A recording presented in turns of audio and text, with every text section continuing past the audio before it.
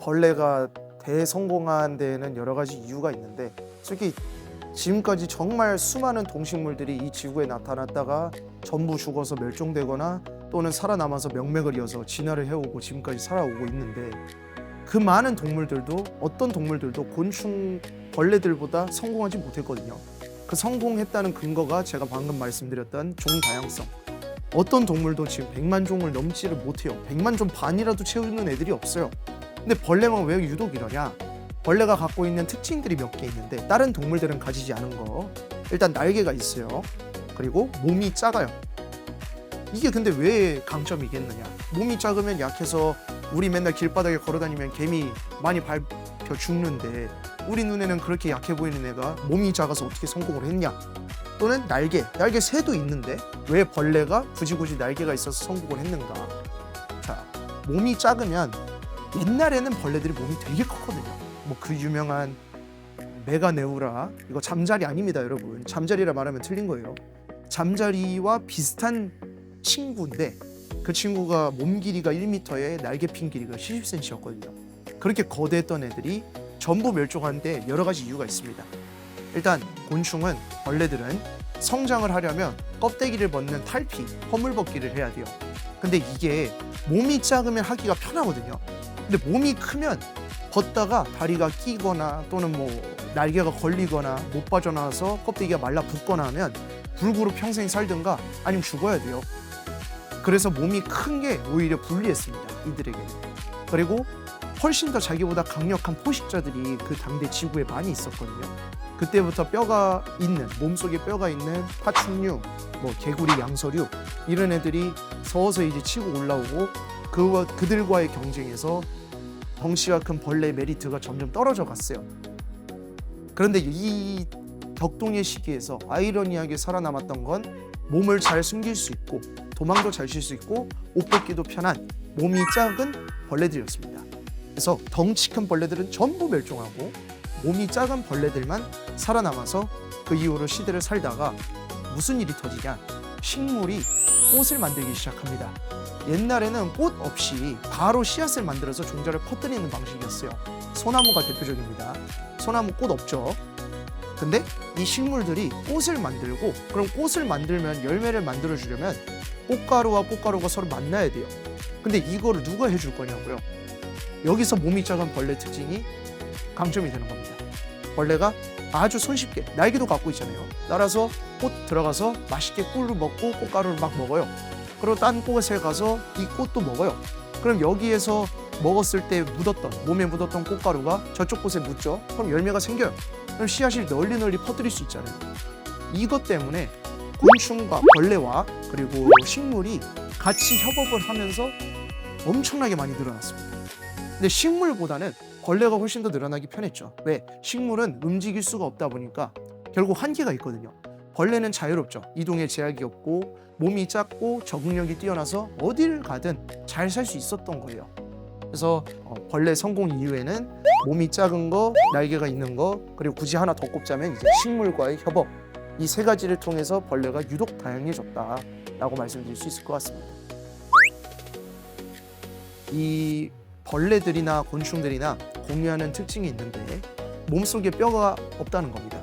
몸속에 뼈가 있는 우리 인간들 같은 포유류, 뭐 물고기, 양서류, 파충류 이런 애들 많죠.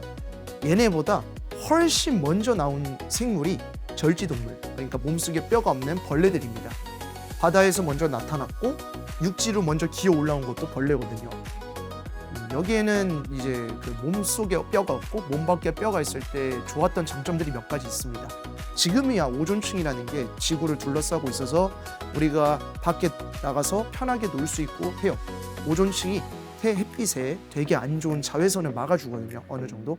근데 옛날에는 이 오존층이 거의 없었어요. 5억 년 전쯤에는 육지는 완전 생지옥이었어요.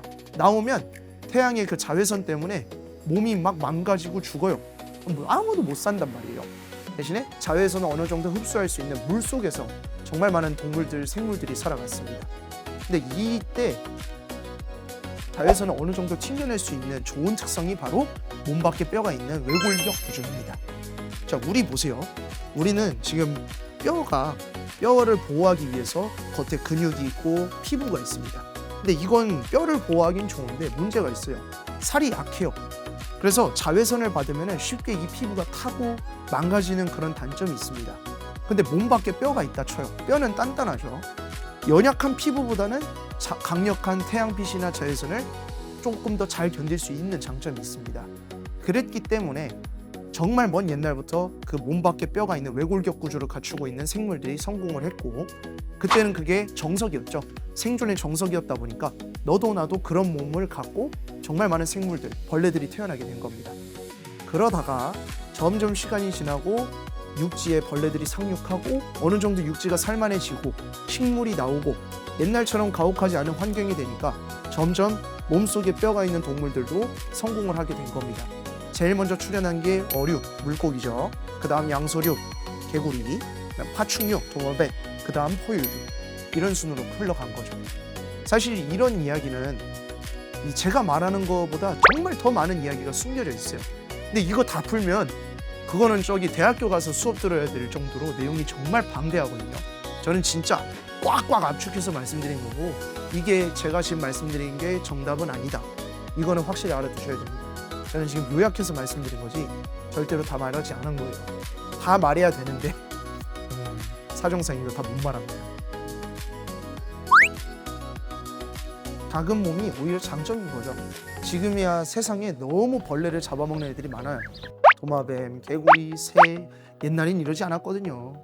근데 이 강력한 포식자들을 피해 다녀야 요즘은 살아남을 수 있는 겁니다. 약간 이게 트렌드라 보시면 돼요. 옛날에야 거대 벌레들이 어떻게든 그 거대한 피지컬로 비벼볼라 했는데 결국 그 경쟁에서 패배하는 바람에 이 뼈 있는 뼈짐승들한테 지는 바람에 찾은 대안이 몸을 작게 만들어서 빨리 도망가고 꽁꽁 숨어서 못 찾게 해서 자기를 못 먹게 만드는, 그게 이제 트렌드가 된 거죠. 그게 트렌드가 되고 커다란 벌레는 그 경쟁에서 도태돼서 다 죽고, 그러니까 지금 살아남은 벌레들은 죄다 이제 작은 거죠. 작아서 살기 편했다. 대신에 한 가지 간과하면 안 되는 게, 얘네가 주변에 날 죽이는 애들이 너무 많으니까 몸을 작게 만들면 좋겠지 하고 작게 만든 거, 그건 아니에요. 그냥 살다 보니까, 시간이 지나다 보니까 큰 벌레는 자연스럽게 다 죽어서 없어지고 경쟁자들한테 밀려서, 작은 벌레는 잘 숨고 잘 도망다녀서 포식자가 많은데도 살아남아서 이렇게 된 겁니다. 진화는 목적이 없는 거거든요. 내가 이렇게 되고 싶다고 해서 되는 게 진화가 아니에요. 그냥 흐름에 따라가는 게 진화입니다. 이거는 확실히 알아두셔야 돼요.